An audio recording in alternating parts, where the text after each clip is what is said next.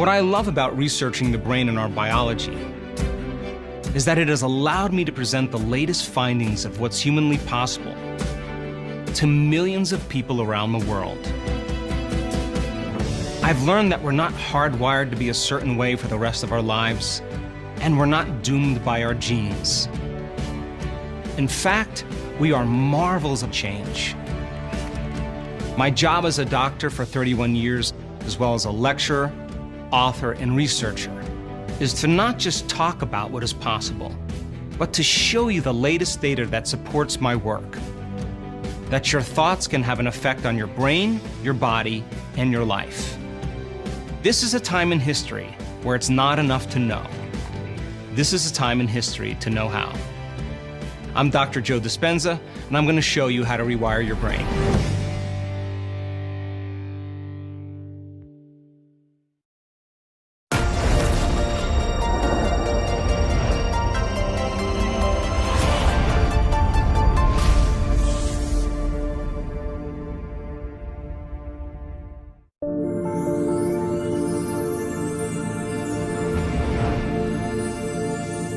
I want to start off by asking you a strange question.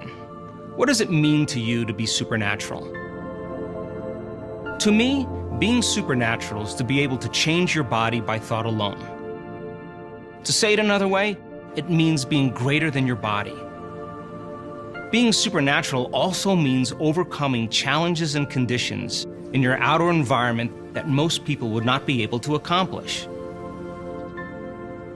In addition, being supernatural would also mean to be able to change some predictable future destiny or event. That is, to be greater than time. Now, is this something that's only reserved for ancient yogis, mystical masters, and superheroes? Is it fantasy, or is there medical proof that each human being has the potential to heal themselves and, in a sense, to become supernatural?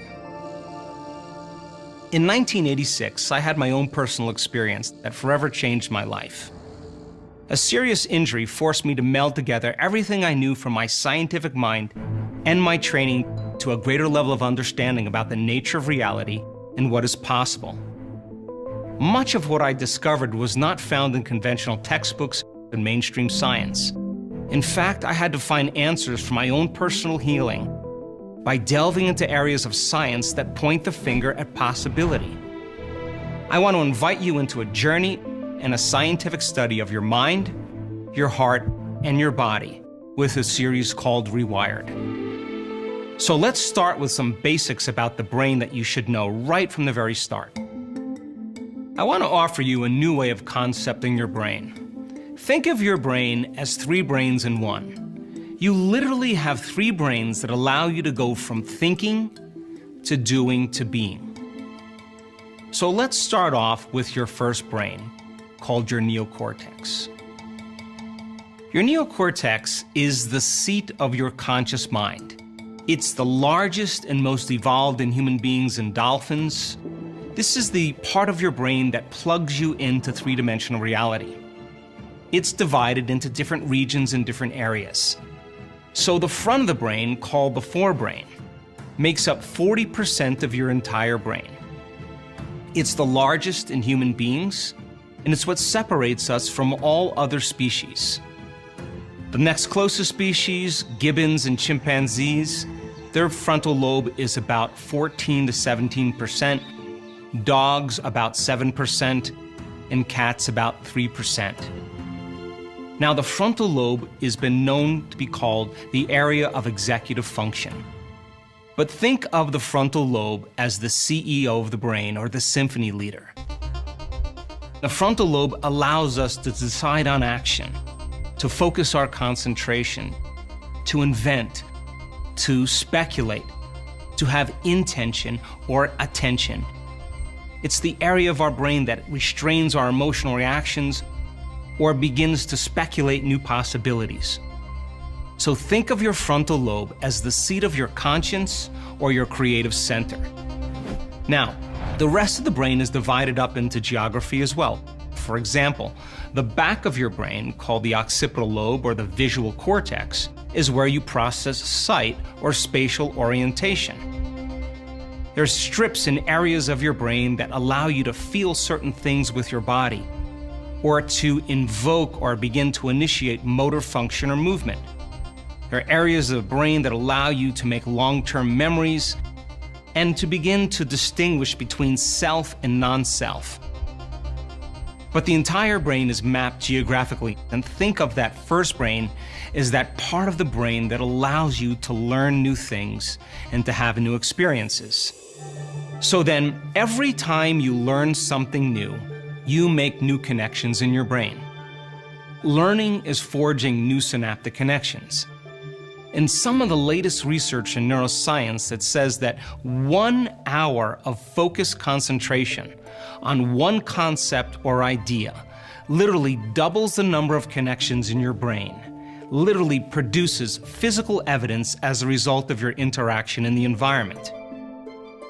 So then all of this philosophy, this intellectual data, this theory, this knowledge is stored in that neocortex called your thinking brain. Now, the next step is to take that knowledge, that philosophy, and to begin to apply it, to personalize it, to demonstrate it, to initiate that knowledge in some way. And if you do this properly and you can get your behaviors to match your intentions, you can get your actions equal to your thoughts, you can get your mind and body working together, you're going to have a new experience. Now, when you're in the midst of an experience, all of your 5 senses plug you into the environment. And as all of that sensory information rushes back to your brain, jungles of neurons begin to organize themselves into patterns and networks. So then experience then enriches the philosophical circuits in your brain, and when those neurons begin to form into networks, the second brain, called the limbic brain, the emotional brain, the chemical brain, the mammalian brain, begins to make a chemical.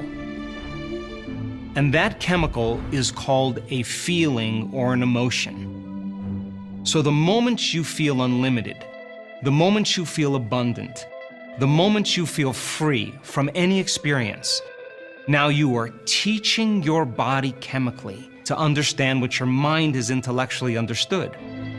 So we could say that knowledge is for the mind and experience is for the body.